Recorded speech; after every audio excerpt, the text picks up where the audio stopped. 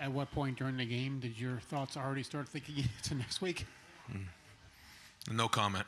Yeah, I can't get into that. I mean, it's, I would just say, though, that our team did a great job of staying focused this week. Not easy to do for anybody, but we did. We stayed in the moment and, played well. But, the minute we get into that locker room, it's on to the next week. Over here to the right, Clay Hall, WSYX, and then Tim May. That 1 minute sequence to start the second half turned the game, and was that the result of some comment at halftime? Well, we wanted to win the first 5 minutes. We ended up scoring, I think, 14 in the first minute. Touchdown, turnover, touchdown. It's something that we talked about all year, is coming out in the second half and playing well. Every year you try to identify the areas that you want to improve on, and that was an area that we wanted to do a great job with. And so good to see us come out like that and gave us a little bit of a cushion, and then allowed us an opportunity to get some of those guys out of the game and rest it up for next week. Cameron T. Robinson, The Athletic. Ryan, in the last 2 weeks, you guys have nearly put up 1,000 total yards. Just what have you learned about Kyle the last 2 weeks that you think will benefit him going into? Yeah, no, you can see him when he's on rhythm and making some big time reads down the field. I thought he threw some good balls today, and when he's playing situational football and his feet are in rhythm like that, you can see. I mean, we got the weapons and he's got the talent. So, it's all been a build up towards this week to go swing as hard as we can and play our tails off. And so I feel like we have all of our weapons here and healthy, and that's great. We'll get Tommy back for next week. Tommy was ready to play in this one, and I had to pull him back, and it was almost a fist fight, but I won.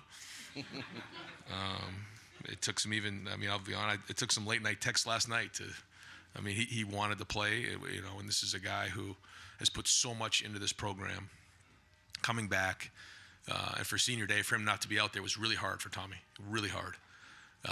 But I just explained to him there's just too much on the line moving forward to risk any kind of setback, that we need him at his best. And he was, after some calming down, he was okay. But it was not easy for him to not play in this game, and that was my decision. He was ready to go. He pushed himself to get to a point, but he'll have another great week of practice and be at 100% going into next week. Over to the right, Austin Ward, the podcast, and then Tim May. Ryan, I'm sure you'll look more closely on film, but did you feel in the first half when you talk about Kyle's footwork, it seemed like maybe he wasn't in quite the same rhythm as he was a week ago? Did you have that sense at all in the first half with him? I have to look at the film quickly. We're not going to really dive into this film all that much, but we are going to grade it and make sure we stay with our routine. I'll have to look at a couple of them. I know there were a couple that the looks were a little bit different than what we expected, and so in those moments, you got to keep your feet moving and move on to the next thing. So I think there was some good play, and then there was some things that we could probably scheme up better, and then also moving on from the first or second thing and try to find the next part of it. Over to the left, Rob Aller, Columbus Dispatch, and then Nathan Baird.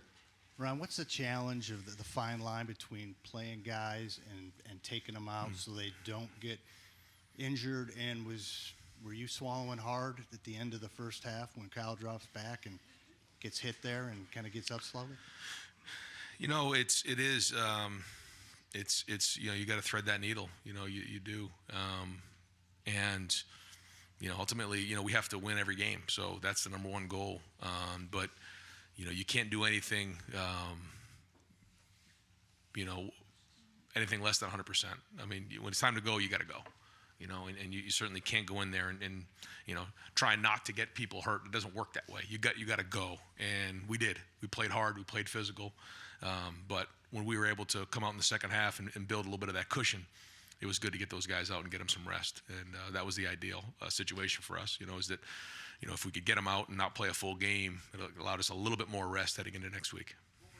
At the end of the half there, with the I think we had 4 drives inside the 10 or so, and I guess we could have just jumped into a 2-minute and fired it down the field, but a tip ball or something goofy or a sack, and the ball comes out, and all of a sudden you're into the fourth quarter, and I just felt like we had the ball coming out in the second half, so we ran it a few times. We got a first down, then we got the penalty, but even the third down, I should have just run it. I mean, I knew the crowd wouldn't be too fired up about it, but that's the job of the head coach, to just make the decision that's best for the team at that moment.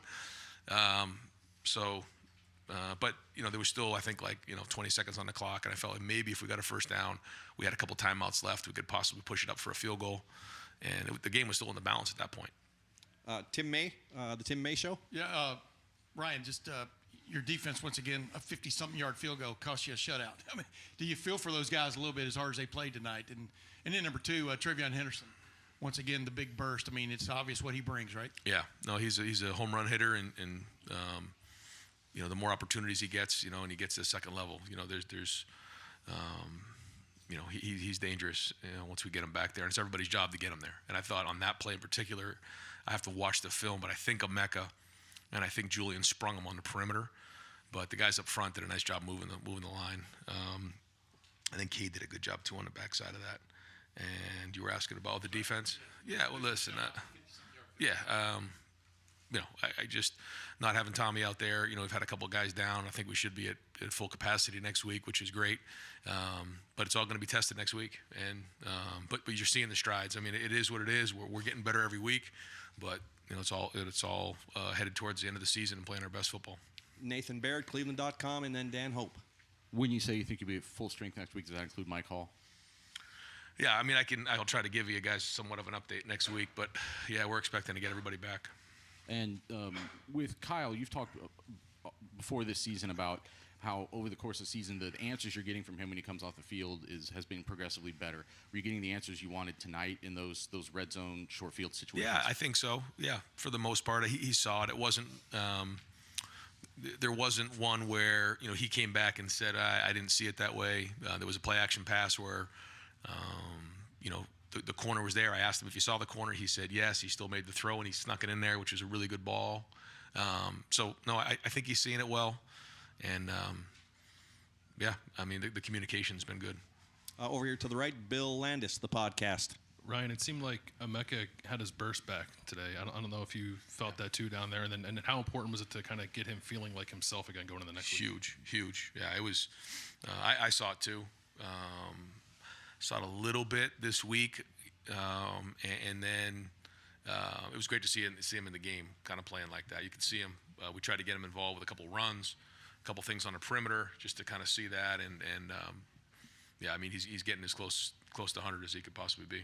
Over to the left, Dan Hope, 11 Warriors. Ryan, Jack Sawyer had 3.5 tackles for loss today. Could you see that kind of performance coming from Jack with the way he's been playing lately? Yeah, he's been playing hard. His attitude's been great.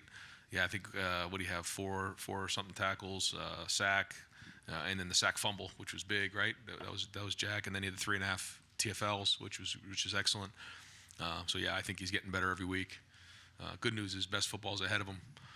But another guy who just keeps putting time in, man. He just keeps putting days together. He keeps preparing, keeps grinding. Just like a bunch of those guys on defense. And that all we're counting on to pay off here down the stretch.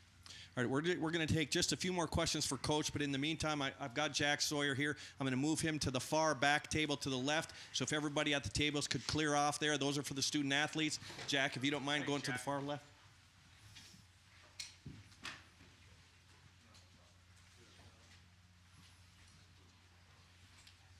All right, well, over here to the right, Dylan Davis, Delaware Gazette. To play Dallin today and burn one of those games he has left. Yeah, so he had 2 left, and so that's it. So, and then he's got next week. So, was there any part of it where you just wanted to get him some run out there to keep him fresh in case you would need him tomorrow or next week or down the stretch?